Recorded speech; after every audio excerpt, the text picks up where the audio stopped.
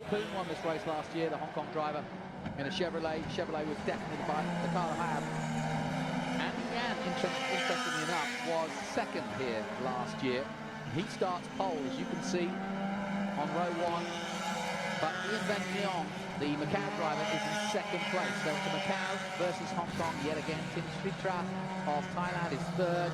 Lo Kla Chun, one of the older members of this fraternity. Roger Leung, Kenneth Look, likewise, he's been here a few times. Chiang Chung Hao, Leong Chi Kin, Luo Wai Lung in ninth position. Zhang Han Yao of China.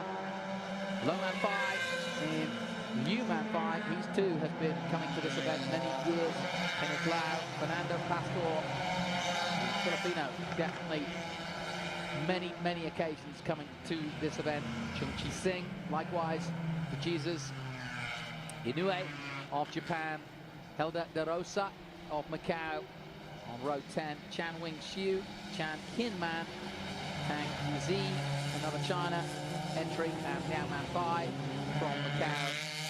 Jose Mariano and He at the back.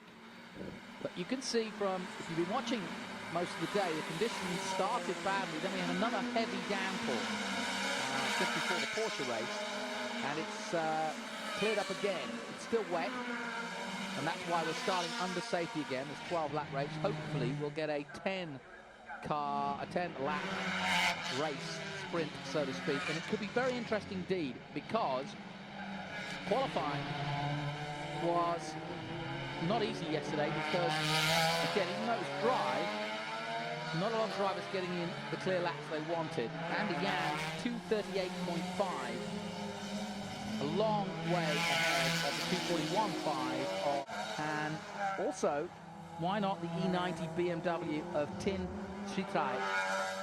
And Sritrai is looking very quick indeed. He did 10 laps in qualifying, 2:41.8.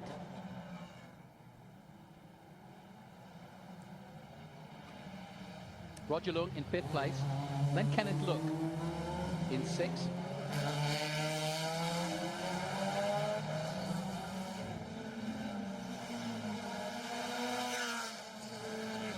And several drivers not making the cut in terms of qualification, but will probably enter the race, which could mean a big variance in times, 2:54.7 compared to 2:38.5. So traffic is an issue in a race like this, especially as you can see a drying line. And that's what's going to be interesting about this race, is that there is a drying line. So you would presume to start on slicks, but anywhere offline, and it's going to be wet, damp, and slippy. As you can see here, no dry line here, but of course in a straight line won't make too much difference. Be interested to see just how wet or dry it is coming around Fisherman's. So it's going to be the fast sweepers like Mandarin, like Fisherman's, like Arben, that are going to be critical to this race. And that's a good reason why we're starting under safety, simply because it gives the drivers enough time to work out just what is what. Major players for Theodore Racing back in the day. Whoa, the 50 really getting out of shape. And he's lucky not to have collected any more. But he was just way too hot through there. I don't know what he was thinking. Oh, that's what caused the incident. Well, I said he was unsighted, and he made a big mistake there of choosing the stewards here. I definitely penalise him for not thinking, and that's the sort of thing that Helda De Rosa really had nowhere to go.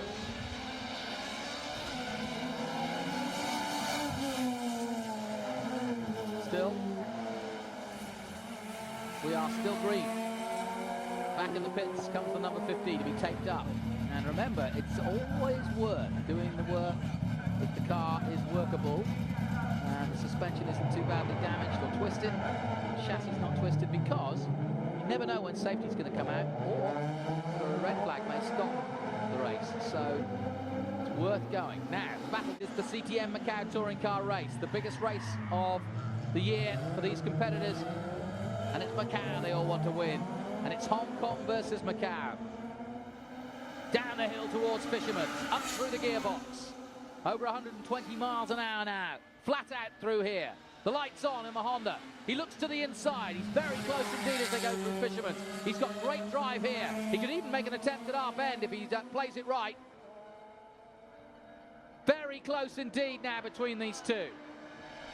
Jinks to the inside and he does make his move. Oh, they touch and take each other out. Well, that was classic Macau of the worst possible scenario. And Ian Van Leong needs a good talking to. Green flags wave for the rest of the field, but that's another situation where surely that's going to bring out the red flag, if not the safety car, and end this. And Low Car Chun, as he's done so many times before, is going to sneak through and take the win here. Andy Yan comes through, but he was a back marker, remember. And I bet you Low Car Chun won't believe it. They are done.